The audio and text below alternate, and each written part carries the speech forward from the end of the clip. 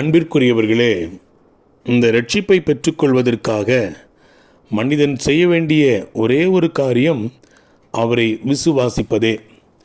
விசுவாசம் என்பது நாம் நம்புகின்ற ஒரு காரியத்தின் மேல் நாம் வைக்கின்ற உறுதி, அதாவது உறுதியான நம்பிக்கையை விசுவாசம் என்கிறோம்.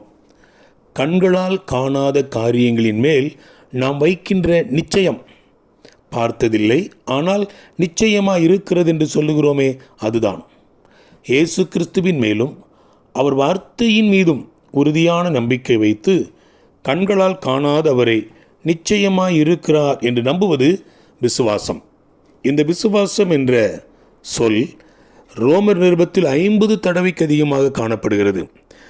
இந்த இரட்சிப்பு ஏதோ சிலருக்கல்ல, விசுவாசிக்கிற எவர்களுக்குள்ளும் எவர்கள் மேலும் அது பலிக்கும், வித்தியாசமே இல்லை என்று ரோமர் 3 அதிகாரம் 22 வசனமும் 10 அதிகாரம் 11 13 வசனங்களும் சொல்லுகின்றது.